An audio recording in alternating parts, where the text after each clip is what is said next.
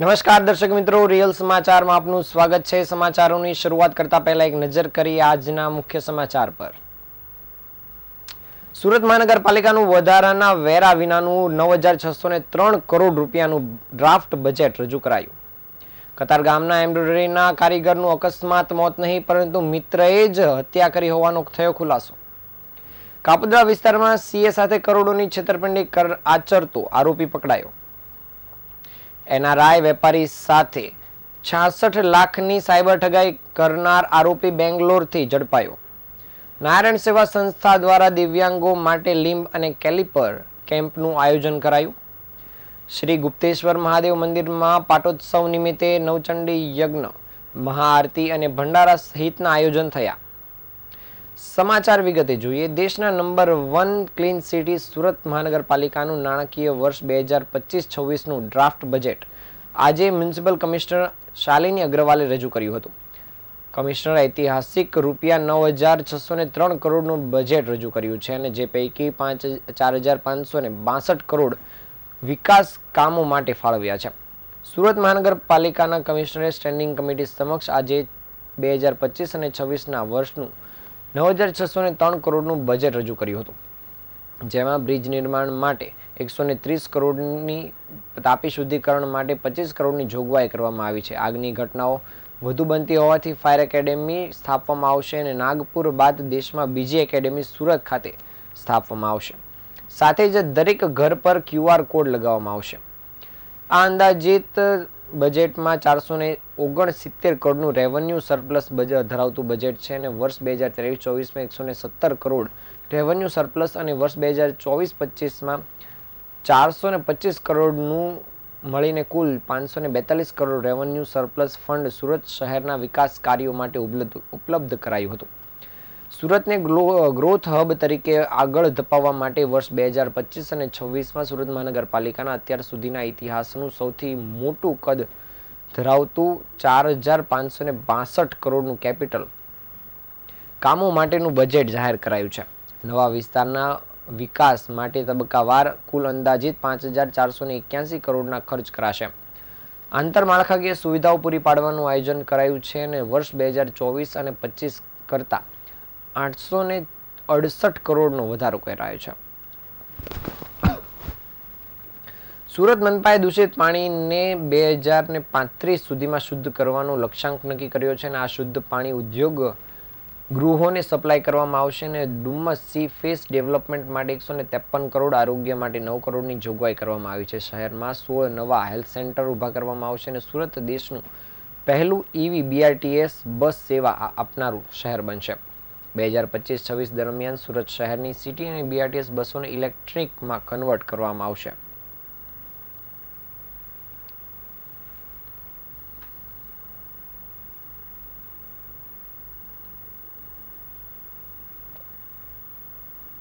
સુરતના કતારગામ વિસ્તારમાં એમ્બ્રોઇડરી મશીનમાં માથું ફસાઈ જતા ફાયરના જવાનોએ મહા મહેનતે યુવકને બહાર કાઢી સારવાર અર્થે હોસ્પિટલમાં ખસેડ્યો હતો, જોકે તેનું સારવાર દરમિયાન મૃત્યુ થયું હતું।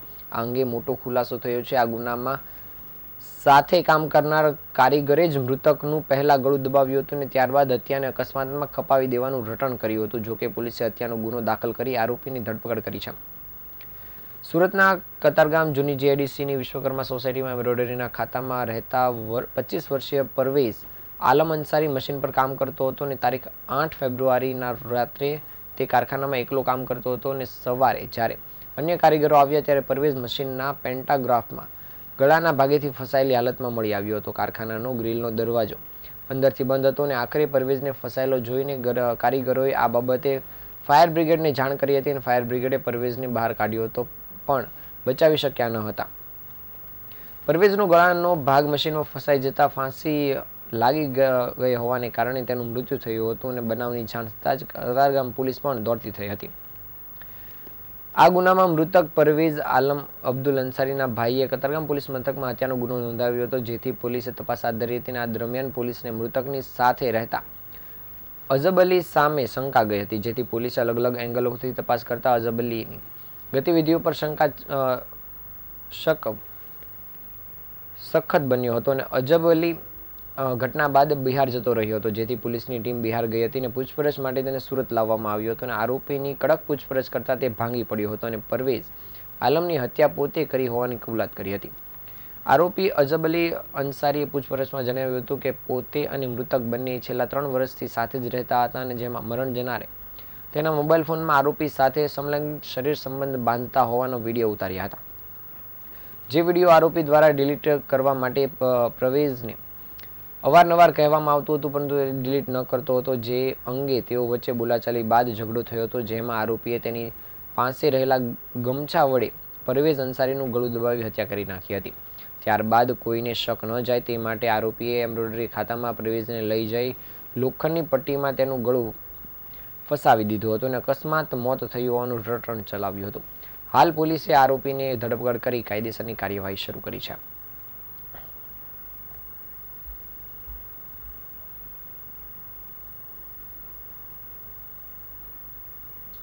કાપોદ્રા વિસ્તારના માર્શલ કનુ સરખેદી દ્વારા કરોડો રૂપિયાની છેતરપિંડી આચરવામાં આવી છે. લોભામણી સ્કીમો અને વધુ નફાનું આશ્વાસન આપીને અનેક લોકોને આ લોભામણી લાલચમાં ફસાવીને કરોડો રૂપિયાની છેતરપિંડી કરવામાં આવી છે. કનુ સરખેદી પોતાના રોકાણકારોને તેમના ફંડ સંપૂર્ણ સુરક્ષિત રહેશે તેમ કહીને લોભામણી લાલચો આપતો હતો, પરંતુ જો કોઈ રોકાણકાર ઉઘરાણી માટે તેની પાસે જતો હતો તો તેને ખોટા કેસમાં ફસાવી દેવાની ધમકી પણ આપતો હતો. આરોપીને કાપોદ્રા પોલીસ દ્વારા ધરપકડ કરવામાં આવી છે. આરોપીએ અલગ અલગ બોગસ વેબસાઇટ બનાવીને ખોટી માહિતી આપીને લોકો સાથે છેતરપિંડી કરી હતી. સીએ દ્વારા આ આરોપી સામે 1.55 કરોડની છેતરપિંડીની ફરિયાદ નોંધવામાં આવી છે અને માહિતી મળ્યા મુજબ છેતરપિંડીનો આંકડો 25 કરોડ સુધી પહોંચી શકે તેમ છે અને 35થી વધુ સીએ સહિત 100થી વધુ લોકોને છેતરવામાં આવ્યા હોવાનું જાણવા મળ્યું છે.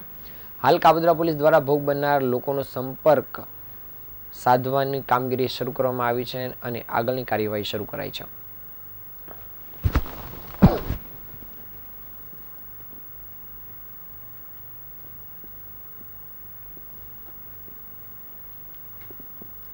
વૃદ્ધને ડિજિટલ અરેસ્ટ કરી ₹64 લાખ જેટલી રકમ પડાવી લેવાની ઘટનામાં ભૈજાબાદની સુરત સાયબર સેલ દ્વારા ધરપકડ કરવામાં આવી છે. આ આરોપીને કર્ણાટકના બેંગ્લોર ખાતેથી ઝડપી પાડવામાં આવ્યો છે. જેટ એરવેઝના ફાઇનાન્શિયલ ફ્રોડ નરેશ ગોયલ સ્કીમના 6 કરોડથી વધુના નાણાં તમારા ખાતામાં જમા થયા છે અને તેમાંથી 80 લાખ જેટલું કમિશન તમને મળ્યું છે. તેના કારણે મહિલાના પતિએ આપઘાત કર્યો હોવાથી તમારી ધરપકડ કરવામાં આવી છે તેમ કહી સીબીઆઈ અને આરબીઆઈ સહિત વિવિધ સરકારી એજન્સીઓના નામે ડરાવી ધમકાવી વૃદ્ધને ડિજિટલ અરેસ્ટ કરવામાં આવ્યા હતા, જે બાદ ટુકડે 64 લાખ રૂપિયા જેટલી રકમ પડાવી ગુનો આચરવામાં આવ્યો હતો. જે ગુનામાં સંડોવાયેલા આરોપીને કર્ણાટકના બેંગ્લોર ખાતે ઝડપી પાડી વધુ તપાસ સાયબર ક્રાઇમ દ્વારા શરૂ કરવામાં આવી છે.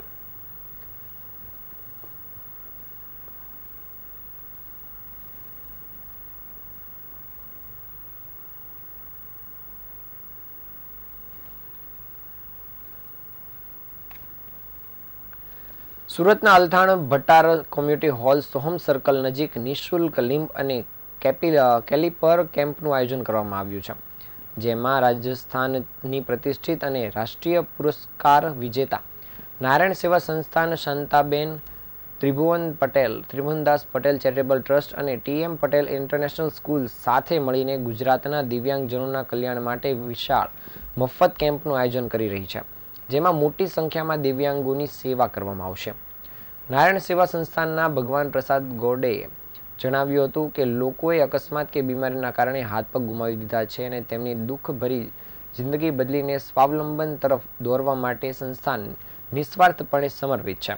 પદ્મશ્રી પુરસ્કારથી સન્માનિત સંસ્થાના સ્થાપક કૈલાશ માનવના પ્રેરણાથી સંસ્થાન છેલ્લા 40 વર્ષથી માનવતા અને દિવ્યાંગતા ક્ષેત્રે સેવા આપી રહ્યું છે અને ગુજરાતના દિવ્યાંગજનોને સહાય પૂરી પાડવાના સંકલ્પ સાથે મફત દિવ્યાંગતા નિવારણ સર્જરી, ચયન અને નારાયણ લિમ્બ અને કેલિપર માપન કેમ્પનું આયોજન કરવામાં આવ્યું છે. સવારે 8 થી સાંજે 5 વાગ્યા સુધી આ સમગ્ર આયોજન કરાયું છે. શાંતાબેન ત્રિભુવનદાસ પટેલ ટ્રસ્ટના અધ્યક્ષ હરેશભાઈ પટેલે જણાવ્યું હતું કે દર્દીઓને તેમના પરિવારજનો માટે મફત ભોજન, ચા, નાસ્તાની વ્યવસ્થા કરવામાં આવશે અને કેમ્પના સંચાલન માટે નારાયણ સેવા સંસ્થાનની 40 સભ્યોની ટીમ અને 35 સ્વયંસેવકો સેવા આપશે. વિવિધ વ્યવસ્થાઓ સાથે અલગ અલગ કમિટીઓની રચના કરી દેવામાં આવી છે અને અત્યાર સુધી 450 લોકો પ્રી રજિસ્ટ્રેશન કરાવી ચૂક્યા છે. કેમ્પમાં લાભ લેવા ઈચ્છુક લોકોએ આધાર કાર્ડ, દિવ્યાંગતા પ્રમાણપત્ર અને 2 ફોટો સાથે લાવવાના રહેશે.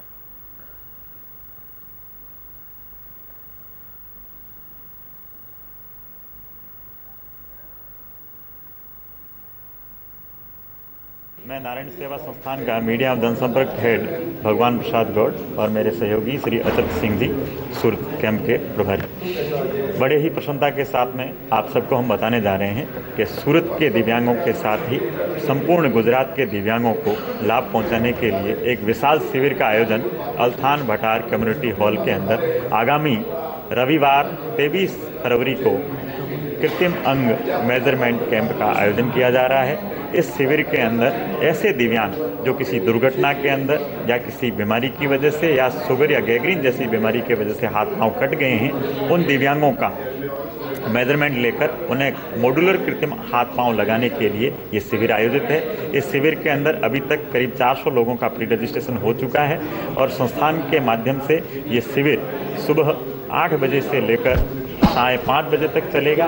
इस शिविर के अंदर भाग लेने के इच्छुक दिव्यांग सुबह वहाँ पे सीधे आएंगे, उनका भी हो पाएगा, या अपने साथ में आते वक्त आधार कार्ड, डिसेबिलिटी सर्टिफिकेट और 2 फोटोग्राफ्स लेके आएँ.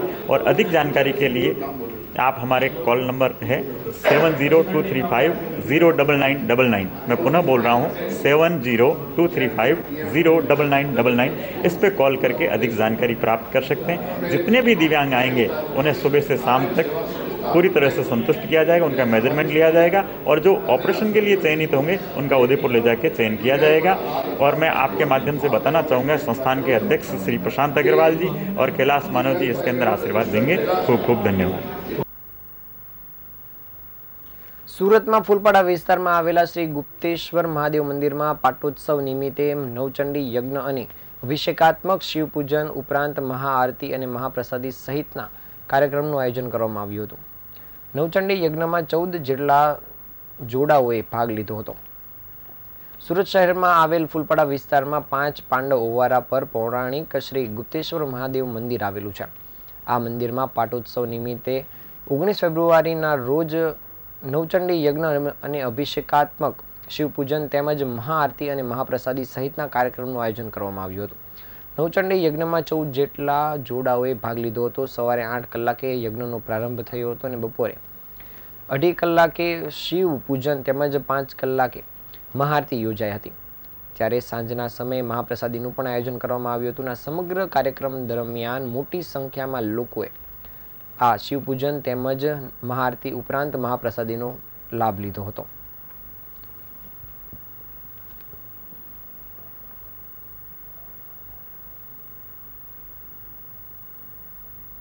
મહાદેવ મંદિર અહીં શિવ ભગવાનનો ગુપ્ત રીતે એમનું નિવાસ સ્થાન અહીંયા રહેલું છે.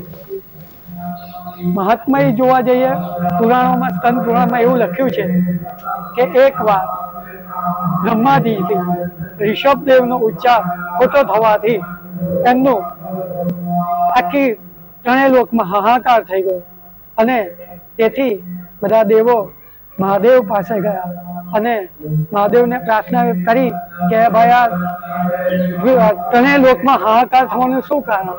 તો કે ભાઈ આવી રીતે ઋષભ ઉચ્ચારનો ખોટો થયો છે એટલે મહાદેવ એનું શિરોચ્છેદન કર્યું અને મહાદેવને બ્રહ્મ હત્યાનું પાપ લાગ્યું અને પાપનું નિવારણ કરવા મહાદેવ ગંગા કિનારે જાય છે તો મા ગંગા પણ ત્યાં દેખાતા નથી. તે અંતર ધ્યાન કરે છે તો ગંગા માતા અહીં તાપી નદીના કિનારે આવે છે.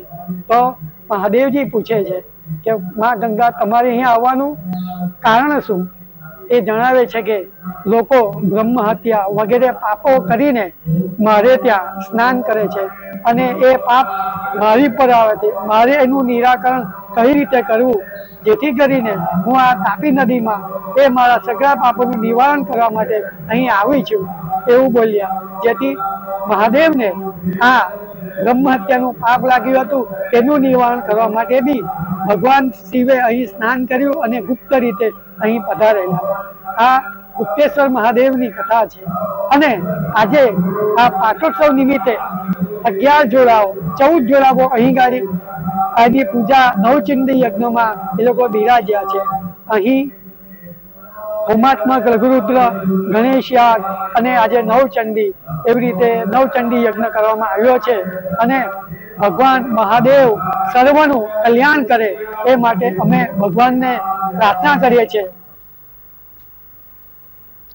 રાંદેર પોલીસ સ્ટેશનની સાયબર સેલ ટીમે ટેકનોલોજી અને ટેકનિકલ સ્કિલનો ઉપયોગ કરીને એક આરોપીને પકડી પાડ્યો છે. આરોપી અજીત યાદવ દ્વારા ફેસબુક પર અભદ્ર પોસ્ટ મૂકીને એક મહિલાની બદનામી કરવાનો પ્રયાસ કરાયો હતો. અજીત યાદવ સાથે એક મહિલાની મિત્રતા હોય તે મહિલાએ મિત્રતા ચાલુ રાખવાની ના પાડી હોવાથી રોષે ભરાયેલા અજીતે તેના નામે ફેસબુક પર ફેક એકાઉન્ટ બનાવ્યું હતું અને ફરિયાદી વિશે અભદ્ર ટીકા ટિપ્પણીઓ અને અશ્લીલ ફોટો પોસ્ટ કર્યા હતા. સાયબર સેલની ટીમે ફેસબુક મેટા પ્લેટફોર્મ પરથી માહિતી મેળવી આઈપી એડ્રેસ એનાલિસિસ સહિતની તપાસ કામગીરી કરીને આરોપીને શોધી કાઢ્યો હતો. આ આરોપીએ ફરિયાદી મહિલાના ફોટો અને મોબાઈલ નંબર પબ્લિક પ્લેટફોર્મ પર પોસ્ટ કરી તેમના અર્ધનગ્ન ફોટા અને વિડીયો પબ્લિશ કર્યા હતા અને મહિલાને પરેશાન કરતો હતો. જે બાબતે સાયબર સેલ ટીમે વાપીથી આરોપીને પકડી પાડ્યો છે અને ગુનામાં વપરાયેલો મોબાઈલ ફોન પણ કબજે કરાયો છે. હાલ પોલીસે આરોપીને લઈને આગળની કામગીરી શરૂ કરી છે.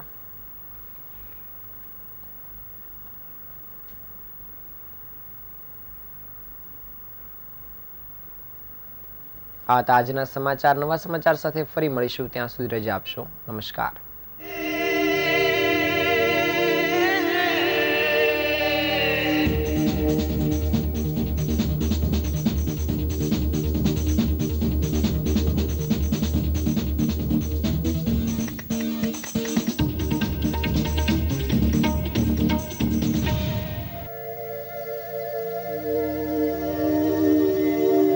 Re